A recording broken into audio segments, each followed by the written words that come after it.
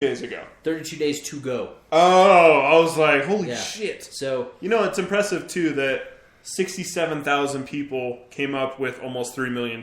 Yeah. So it really says a lot about the show. They released their new stretch goal just this afternoon of 5 million. If they reach the 5 million, they will be able... Their original goal was 1 million, so they can get Reading Rainbow on the web and free access to over 1,500 classrooms in the country. If they reach 5 million, they will be able to go everywhere. Mobile, Android, consoles, and on top of your TV boxes. And they'll be able to reach 7,500 classrooms. So for 5 million, they would basically be bringing it to Xbox and tablets. Yep. That would be really cool if they had an interactive Reading Rainbow thing for the Kinect, Yep. Hold on, think about this. What if they actually supported the Wii? That would be pretty cool, too. Yeah. So, because you would have, if you had the Wii U, you had your little tablet, and then you had on the TV. So you'd interact on the screen, be like, oh, I want to choose this part of the adventure, but they won't let you go back because it's digital.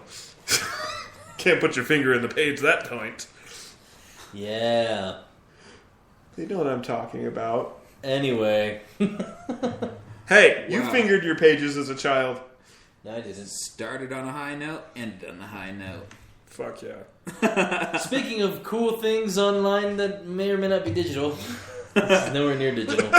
Firebox is selling a Monkeyhead a la Temple of Doom for $60. So if you've seen the famous Temple of Doom scene where they eat the brains out of the Monkeyhead bowls, you can now buy a replica Monkeyhead bowl for $60. What the hell just happened? Pause. There's something going on with a puppy upstairs. What happened? The cat attacked him. How bad? I think he got scraped in the nose. Aw.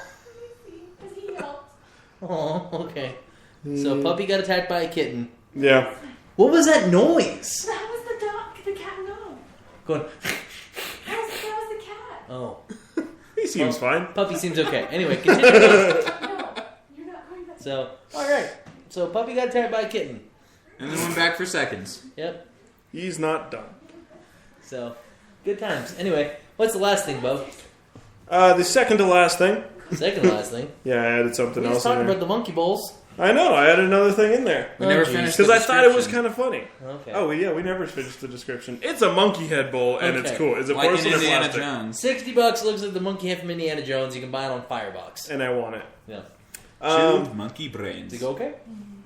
She might have just batted at him. Something randomly I thought that was super funny. So recently, Beats, Dr. Dre Beats was just bought by Apple, and we're all hoping yesterday. Well, yesterday, and we're hoping that it turns into some awesome, lucrative, cool thing where we get super cool things. But it was kind of funny at a press conference. The owner of Beats just recently went on a thingy where he talks to people. Press conference. Reddit AMA? Was it Reddit? Oh. I don't know. He was at a press conference, and he completely outwardly just said that the Apple earbuds suck. The Apple earbuds do suck. I love them. Have you had a pair of Beats? You can't. I don't compare anything to Beats. Okay, well... That's like comparing... Compared to Beats, the Apple earbuds suck. Yeah. Yeah, but compared to every other earphones, I mean, they're pretty good for in-ear. Yeah. So, I It mean... could go better if you went Bose, but you wouldn't... I mean, for the money, that's Beats like... is where it's at. That's like comparing, I don't know, I guess any other standard, speaker system to a Bose system. It just doesn't make sense. But earbuds themselves sound really good. I just can't compare to Beats. I mean, it's fucking $150, $200 for a pair of Beats headsets versus $30. So you get a lot for your money, more than you definitely would from any other scenario. Yeah. But here's the thing is that Apple didn't buy Beats for the headphones. They bought Beats for their streaming music service. Because, as everybody knows, Apple changed the digital age of music. They saved you that trip to Sam Goody. They put Sam Goody out of business. There is no more Sam Goody. You now have the iTunes store or the CD shelf at Walmart. Those are your choices. Or download it illegally. What was that warehouse thing where you could always buy CDs? No. I don't know. I just remember my parents always got like ads for that every other week in the fucking mail. No, a mailer. Yeah, a mailing thing. Columbia House. Yeah, Columbia House. Are they even around anymore? No. Anyway, continuing on to the point. iTunes currently has no streaming service. Pandora, Spotify, Beats, Mog, all of these are personalized radio services that Apple just recently tried to come out with iTunes Radio, but isn't quite there yet. But they just released this like 6 months ago. Pandora's been on the scene since, what, 2005? Mm-hmm. Spotify was huge in the UK 3 years ago, and now they've crashed the US and are making a huge splash because of their music choices. Bill, if you have a chance, when you go home, Tara has 6 months of Spotify for free. Use it. It's awesome. Will do. So, yes. Okay. Anyway, so at this point, iTunes is behind the game. So why would they not acquire a company who's already established? Yeah. But, I mean, and I'm sure, I do hope that the Apple headphones do get an upgrade. That would be really fucking awesome. So, I mean, personally, if they were to come out an iPhone 6... Now you're just being greedy. I am. I'm greedy. It's an iPhone. You're supposed to get everything. Being greedy. It's the creme de la creme. Yeah. Kind of. I would never want a MacBook, sorry. They're awful. But, I don't know, speaking of awful things... But, Badass pretty good. That wasn't half bad. I've done worse. Butter? No, butter's good. Last show we were talking about how Wolfenstein was getting some really bad reviews. I've spent the last few hours playing before the show, and I can honestly say I enjoyed it a lot. I can see why some people wouldn't like it if they were comparing it to the old game, or if they were comparing it to Call of Duty. If they didn't like it because they were comparing it to the old game, then the game must really suck. Like, hey, that Wolfenstein that came out in 03 is better than this shit. Okay, that must really be bad. Well, you got those classic people, though, that are like... Man, that Wolfenstein from 1991, way better graphics. Well, no, I'm thinking it's like that same set where if you're hoping to get the same experience, you're not running down a fucking tunnel. Deal with it. It's going to be different. But I like it. A never-ending tunnel. Yeah. The guns are nice. The sounds were nice. The only thing I didn't really like was the cutscenes in comparison to the gameplay. Because the cutscenes are like Final Fantasy quality. They look really nice. And then the regular game isn't as nice, but it's still pretty damn detailed. And I can only play it on medium. So, I don't know. I would suggest check it out. However you need to do that. It's better than playing it large. Playing it medium. Yes, exactly. Yeah, pizza jokes. So, but that kind of leads right into our special segments. Yeah. We're going to talk about some Watchdogs. Biatch. So, first off, I'm going to start off by saying I'm very, very disappointed with the game. At no point in time do you watch dogs. Doesn't happen. That's it for Chris. You bought the game hoping for this? I kind of want to return it. It is a little bit of false advertisement. It's called Watchdogs. Is there a dog in there at least? No, there's no dogs. Yeah, I haven't seen a single dog. No dogs. They could add a dog. At least a bark. Is there a bark? No barks. No, there's some trees. Well, that's just false advertising, good friends. Oh, no. So but that's it for the game. We're done. But seriously, with Watchdogs, this came out this past Tuesday. It's been the most anticipated game of the late spring, early summer. It's made by Ubisoft, the same people that do Assassin's Creed and all that fun stuff. It's been delayed a couple times due to new consoles coming out and everything. I'll just start by saying it's pretty intensive as far as the specs go. If you're running on your computer and you want that console experience, like the graphics, everything, you better have a good rig. And even then, we've heard there's been some issues.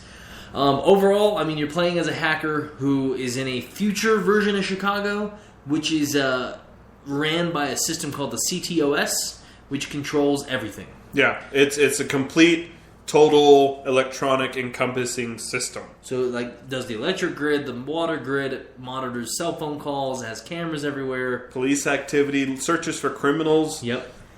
So overall, you are a hacker who's managed to hide yourself from this grid, and you control it and manipulate it at will. Yeah. So the main character is kind of distraught. Is he an ex-cop? That's what I've been hearing, but I haven't gotten to that plot point I don't yet. know. I haven't got that point either. Well, Just for the record, Beau and I are both still in Act 1. Yeah. We're getting too distracted beating up gangs and turning bridges on. Because there's an awesome part that we'll talk about in a second. But it's... So you're kind of a distraught...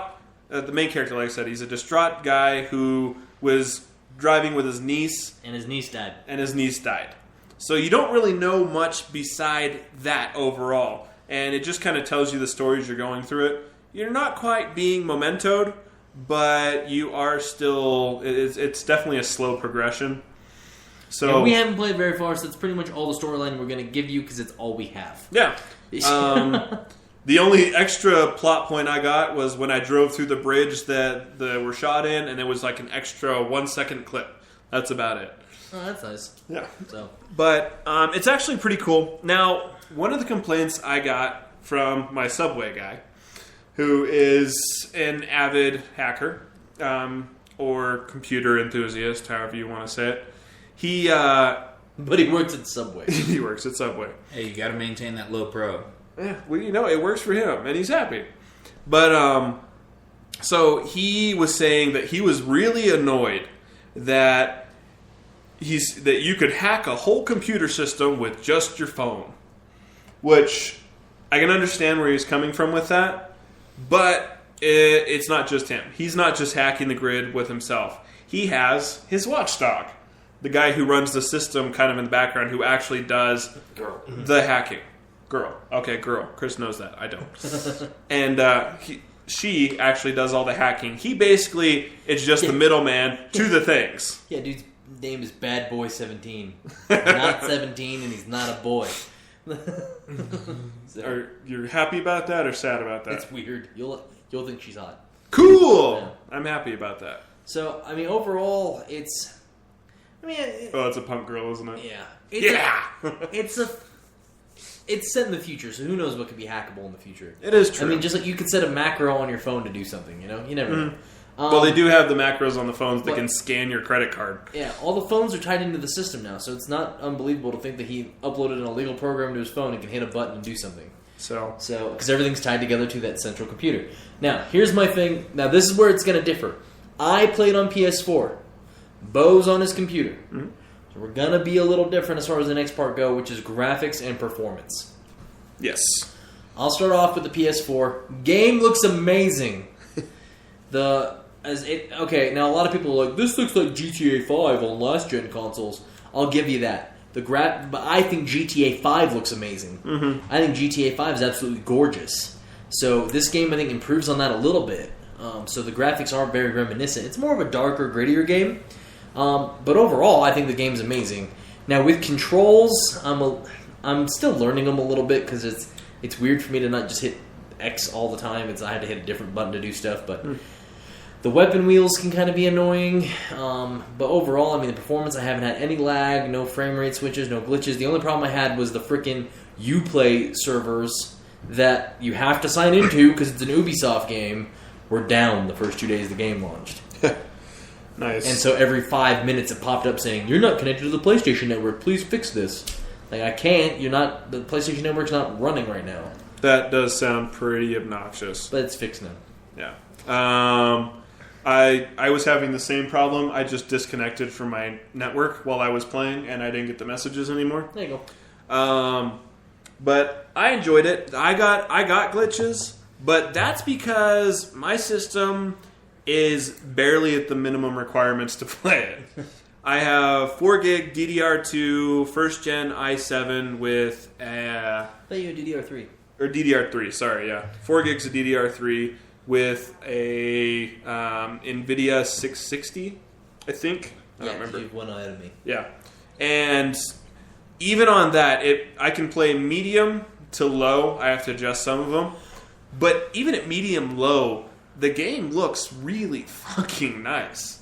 I liked it a lot, and I think also the way that everything reacts with your surroundings, running into stuff, hitting things is pretty nice. Considering all light poles and trees are indestructible in Grand Theft Auto, whereas at least in Watchdogs... You bounce off of it? Yeah. So I do have a couple complaints.